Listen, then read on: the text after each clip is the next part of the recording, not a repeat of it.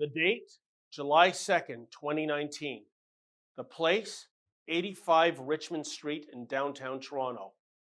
The event, a day of infamy, a day like no other ever witnessed in Toronto's history. Think Pearl Harbor and multiply that by 9/11.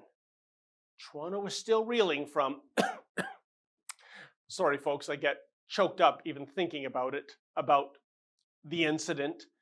So before I go on, please note this commentary is for mature viewers only. Viewer discretion is strongly advised. Here goes. On the afternoon of July 2nd, Amanda Galbraith was walking along Richmond Street. She doesn't say if it was Richmond Street East or Richmond Street West.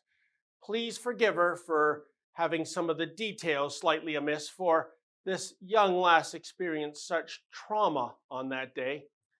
Anyway, Amanda was walking near her place of employment. That would be Navigator. No, she doesn't work out of an SUV manufactured by Ford. Rather, Navigator Limited is a public strategy and communications firm. Yeah, that's right, they're in the BS business. Oh, sometimes Navigator does political polling. Sometimes they actually get it right. Amanda is also the former spokesthingy for John Tory. She was very successful in getting him elected as mayor in 2014. She was very unsuccessful in finding his still missing spine. So anyway, Amanda, who likens herself to animated princesses on her Twitter feed, is walking down Richmond Street in broad daylight, I tell you, and she was brutally sexually assaulted. And Amanda, being a communications professional, she tweeted about it, about how Toronto the good became Toronto the terrible. Here goes, quote, I just walked through around a dozen men lining the sidewalk at 85 Richmond Street. They didn't say a word, but they openly leered at me. I felt so uncomfortable. I did not make eye contact.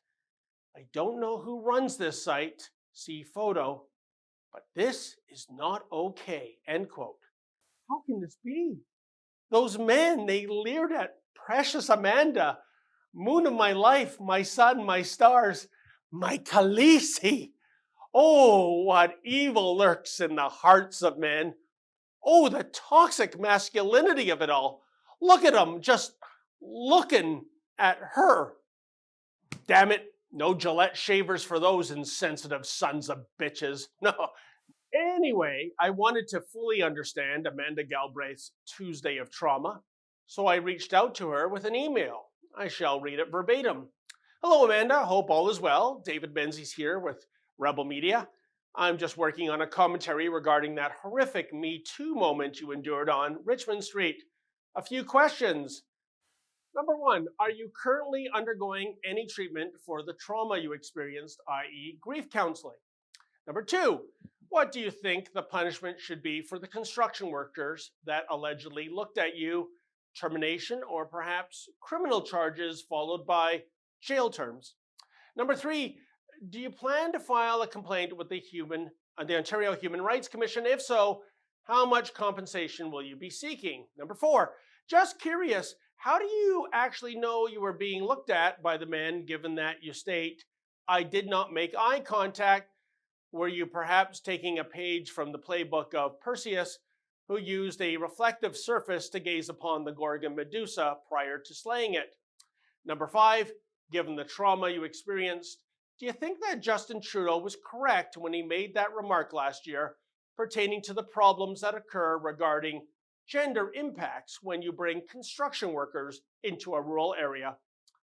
And number six, in case you haven't fully recovered from your ordeal, I would like to start a fundraiser for you to cover off such expenses as psychiatric counseling and security guard fees for the next time you venture down Richmond Street or anywhere else where there might be construction taking place.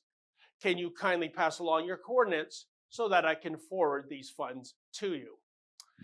Well, alas, our communications professional isn't communicating. Can you blame her? I mean, all that looking that she endured, maybe, perhaps. Look, cut this survivor some slack, will you? Oh, but don't worry, folks. PCL Construction has already tweeted this, quote, "Hi, Amanda. Thank you for bringing this to our attention. We take these comments seriously and do not condone this type of behavior. We are looking into this matter further," end quote. Translation, I'm betting one of those sacrificial lambs, or I mean hardworking construction workers, is going to be getting a pink slip soon. Nothing personal, pal. We need to appease the survivor after all. Besides, who's got time for due process? Not these days, not when a communications professional like Amanda Galbraith is looked at by some guys, maybe. But one thing is for sure in our politically correct biosphere of the bizarre, there will be blood.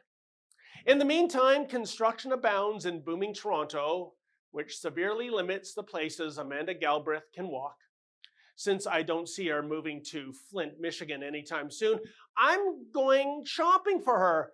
Yes, let's address the crux of the matter by getting Amanda a burqa. I'm even going to deliver it to your grace in person.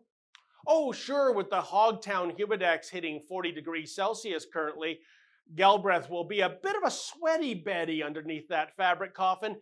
But look at the bright side. Nobody's going to be staring at Amanda Galbraith for any length of time once she's strutting down Richmond Street wearing the official togs of radical Islam. Hey, diversity is our strength and all that, right? For the Rebel.media, I'm David the Menzoid Menzies. Hey folks, if you like that video, please like and subscribe and never again miss another Rebel video.